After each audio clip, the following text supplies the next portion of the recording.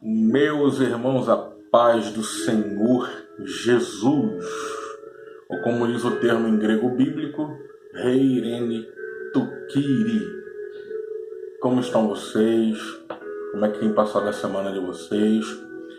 Nós temos postado aí todos os dias vídeos que com certeza tem trago uma certa edificação para algumas pessoas. Eu tenho uma palavra de Deus para a sua vida, mas antes de tudo eu não posso deixar de pedir você para, em nome de Jesus, se inscrever no nosso canal, deixar o seu joinha, porque não custa nada, é de graça. Comentar também se você puder, que com certeza você vai estar nos ajudando aí nessa missão. Nós temos a missão de pregar o evangelho para o máximo de pessoas que nós pudermos, e o YouTube ele tem algumas diretrizes, né? Algumas exigências. Então nos ajude aí, comente em nome de Jesus, deixe o seu likezinho, compartilhe esse vídeo que vai ser bênção para você e para outras pessoas também. Todos os dias nós vamos estar aqui com uma palavra que vai edificar o seu coração. A palavra de hoje, o tema de hoje é: Jesus está por trás da telha. Glória a Deus. Jesus está por trás da telha. Esse é o tema. Eu gostaria que você meditasse comigo no livro de Marcos, Evangelho de Jesus, segundo escreveu o nosso evangelista João Marcos, no capítulo 2, a partir do verso 1. Eu estou aqui com a minha Bíblia aqui, tá bom? Ela é o nosso norte. Vamos lá para o texto. Então, vou ficar de cabeça baixa aqui para ler. Em alguns dias depois, entrou outra vez em Cafarnaum, e soube-se que estava em casa. E logo se ajuntaram tantos que nem ainda nos lugares junto à porta eles cabiam, e anunciava-lhes a palavra.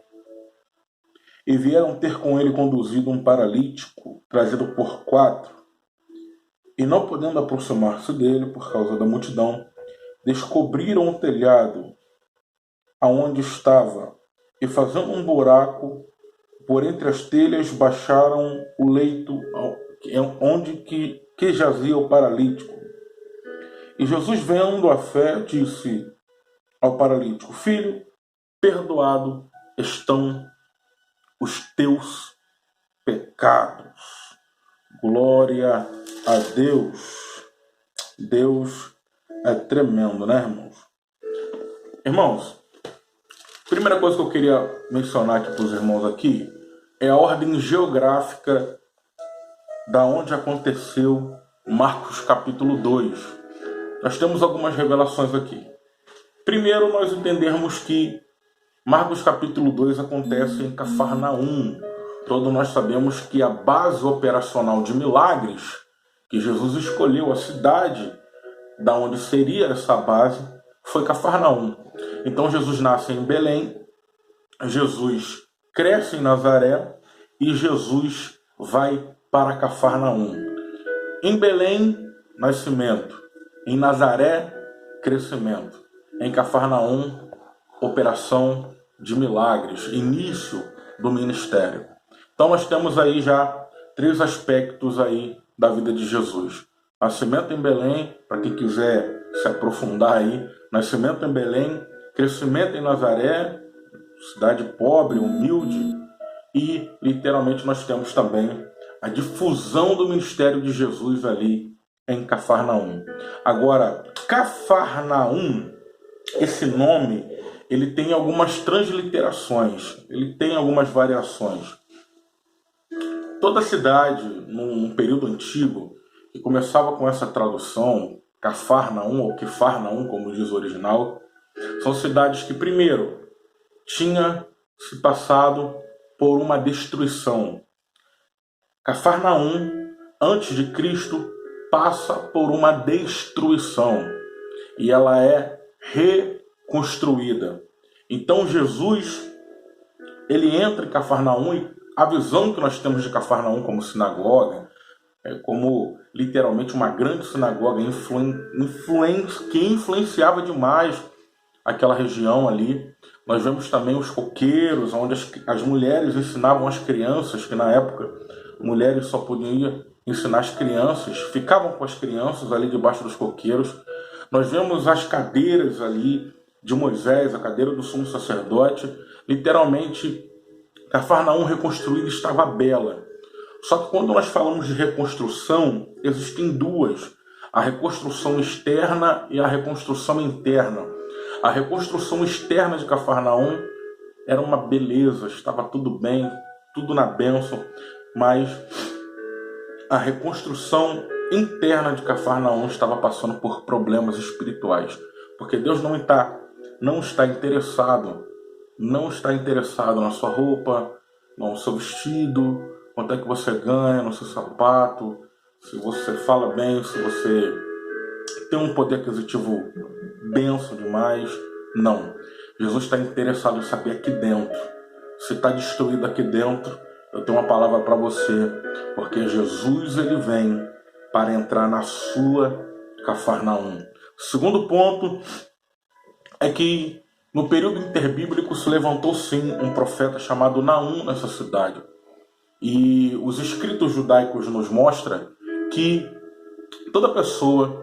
as pessoas que queriam lembrar que um dia Deus falou, elas literalmente iam até o túmulo desse profeta que ficava do lado de fora da cidade, e diante do túmulo desse profeta Naum, lembrando que não é o profeta Naum da Bíblia, é um outro profeta chamado Naum. Quando as pessoas queriam lembrar que Deus um dia tinha falado, a historicidade judaica diz que as pessoas iam até o túmulo desse profeta Naum e ficavam indagando como Deus falava naqueles tempos. Meu Deus, como Deus operava, como Deus falava através desse profeta. E a historicidade judaica nos mostra que era assim que eles lembravam, que um dia Deus literalmente falou com o seu povo. Só que o que mais me chama a atenção é que Jesus ele não está interessado no seu passado, porque existem pessoas que têm nome de que está vivo. É lembrado pelaquilo que já fez, é lembrado pelaquilo que literalmente ele plantou, é lembrado pelaquilo que ele operou. Mas profeta morto, querido, não está dando glória a Deus mais na igreja. Profeta morto não adora o Senhor mais. Profeta morto é lembrado pelaquilo que ele fez no passado. Deus está falando comigo e contigo de novo. Deus ele entra na sua Cafarnaum para ressuscitar. Porque se você está morto como profeta, Deus ele entra para te ressuscitar e para levantar teu ministério. Porque profeta que morreu só vive do nome daquilo que já fez. Mas Deus ele quer saber do agora. Então minha pergunta para você é: como você está agora? Se você está morto, minha palavra para você nessa manhã: Deus vai te ressuscitar em nome de Jesus. Então, nós temos dois detalhes aqui. Uma cidade que tinha sido destruída, agora, literalmente, está erguida, mas com problemas espirituais. 2. Um profeta que tinha glória, tinha fama, mas estava morto. E o texto vai nos dizer que Jesus estava em casa e soube-se que estava em casa. Parte B do versículo 1. E soube-se que estava em casa. Agora, essa palavra em, por que os teólogos consideram que era a casa de Jesus? Por que os teólogos consideram que era a casa de Jesus? Porque Jesus vai na casa de Pedro e ele cura a sogra de Pedro no capítulo 1. O texto deixa bem claro que era a casa da sogra de Pedro. Agora, no capítulo 2, esse termo, soube-se que estava em casa, é muito importante nós analisarmos essa palavra em no grego, porque essa palavra em, no grego, ela conota uma residência fixa, conota intimidade, conota uma pessoa que é morador da casa. Portanto, que ela aparece 1772 vezes no Novo Testamento, essa palavra em. 1772 vezes. E quando ela aparece em lugares como Mateus no capítulo 2, quando fala que Jesus nasceu em Belém. Foi marcado pelo nascimento de Jesus o lugar. Então, literalmente, conotou ali uma intimidade. Então, aqui, possivelmente, sim, era a casa de Jesus. Agora, vamos entender, porque o texto vai dizer que Jesus anunciava a palavra. Jesus estava pregando. Jesus não inicia sua reunião com um milagre. E o texto vai dizer que logo se juntaram tantos que nem nos lugares junto à porta cabiam. Vamos analisar, porque é preciso fazer aqui um paralelo do capítulo 1 com o capítulo 2 do livro de Marcos. Porque no capítulo 1, nós vamos ver que aconteceu diversas situações. No capítulo 1, diversas situações aconteceu. O texto vai dizer que no capítulo 1, no versículo 38, a Bíblia vai nos autorizar dizendo que muitas pessoas muitas pessoas vão literalmente até a presença de Jesus para ser curado. Versículo 33, e toda a cidade se ajuntou à porta. Toda a cidade, toda aqui, toda literalmente, toda a cidade se ajuntou à porta. Toda a cidade estava na porta. No capítulo, e aqui, querido, a casa da sogra de Pedro era em Cafarnaum. Jesus estava em Cafarnaum. Agora o texto vai nos dizer que Jesus cura todos no capítulo 1. Só que no capítulo 2 aparece alguém ainda que não tinha recebido o seu milagre. No capítulo 2 aparece alguém que estava passando por problemas. No capítulo 2 aparece alguém que estava literalmente precisando de Deus. E a Bíblia Sagrada vai dizer que Jesus para de pregar, ele para a reunião e ele vai curar. Então, a palavra que eu tenho para dizer para você é que no capítulo 1 da sua história, muitos podem até ter recebido a oportunidade no seu lugar, mas no capítulo 2 você vai conseguir obter o seu milagre. No capítulo 2, Deus ele vai voltar com uma nova página para te socorrer. O texto vai dizer que no capítulo 1, de uma forma muito bem clara, Jesus é batizado. E o Espírito, literalmente, do céu, ele desce em formato como se fosse uma pomba, de forma corpórea de uma pomba. Mas antes disso, o texto diz que o céu se abriu. Do versículo 9 em diante vai dizer que os céus, versículo 10 diz assim, e logo saiu da água, e logo que saiu, Jesus, logo que saiu da água, viu os céus abertos. No capítulo 1 o céu está se abrindo. No capítulo 2, o que viu o céu aberto, agora está vendo o céu se rompendo. Entenda que vida cristã é vida de equilíbrio. Vai ter momentos que o céu vai se abrir para você, vai ter momentos que parece que vai estar tudo desabando, mas Deus está te convidando para você literalmente entender que Deus sabe do melhor para a tua história. No capítulo 1 nós vamos entender que o texto vai nos falar que aparece uma voz e Deus ele fala assim, esse é o meu filho amado, a quem me comprazo. Esse é o meu filho amado. Versículo 11 do capítulo 1. E ouviu-se uma voz que dizia, tu és meu filho amado, a quem me comprazo. Olha só, no capítulo 1 Jesus ele é chamado de filho. E no capítulo 2 a Bíblia vai dizer que Jesus vira. E no versículo 5, que foi o último versículo que nós lemos, dizendo, vendo Jesus a fé dele, disse ao paralítico, filho, perdoados estão os teus pecados. No capítulo 1, Jesus ele recebe esse amor do Pai. No capítulo 2, Jesus ele imparte esse amor. Ele divide esse amor. Porque você só pode dar aquilo que você tem. Tem gente amargurada, rancorosa, não perdoa ninguém, está com a vida toda acabada. Às vezes cheio de células no seu corpo, células que provocam câncer, porque não perdoa, sentimento represado. Meu irmão, sua vida não é uma lata de lixo. Passe esse sentimento para o lado. recebe o amor de Deus. A Bíblia vai dizer que aquele homem chega diante do rei, na parábola do perdão, ele chega diante do rei e ele se ajoelha, ele se prostra, e o texto vai dizer que ele recebe o perdão do rei. Estava devendo 300.000 ciclos, e ele recebe o perdão. Só que quando ele sai da presença do rei, ele encontra um conservo dele, e ele não perdoa. A palavra que aparece ali quando ele roga é matrokomazoi no grego, e matrokomazoi significa não vou perdoar porque não me sinto perdoado. Então todas as pessoas que têm problema de perdoar, literalmente, elas têm problemas internos em relação a receber esse perdão. Receba o perdão de Cristo na sua vida. Libere o perdão para as outras pessoas. Te machucaram, te feriram. Eu sei que deve ter pessoas que vão ver esse vídeo aqui que passaram coisas horrendas. Eu passei coisas horrendas. Mas Deus está falando comigo, contigo. Libera o perdão, que esse é o melhor caminho que você vai alcançar. Então o capítulo 2 nos mostra literalmente intimidade.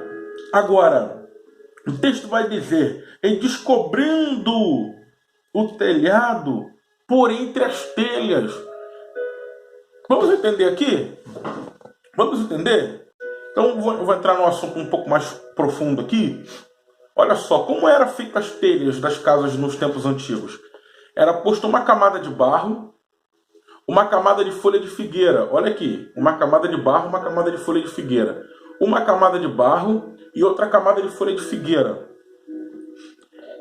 Nos tempos antigos tinha um rolo. Eles passavam esse rolo por cima do barro. A folha de figueira ela entrava dentro do barro, compactava dentro do barro. E assim era formado os tetos na época de Jesus. Então nós temos aqui barro, matéria de onde Deus fez o homem, representa carne física. Figueira, parte espiritual do homem, representando literalmente espiritualidade. Carne, espírito, fusão perfeita. Só que o texto vai dizer que nos períodos chuvosos de maio, junho, naquele período ali de abril também, chovia demais em Israel. E a palavra de Deus vai... E a historicidade, na verdade, né, a ordem geográfica do lugar, nos mostra também que as casas tinham uns córregos na ponta direita.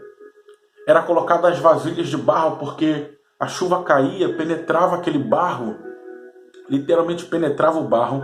E quando ela penetrava aquele barro, a água descia e caía para dentro da casa. Agora, existiam casas que tinham muitas camadas de telha, muitas camadas. Mas mesmo assim, os historiadores nos falam que a água conseguia penetrar. Ela conseguia literalmente entrar por dentro daquele barro. Sabe por que não tem milagre mais na sua casa? Porque você não deixa a água entrar.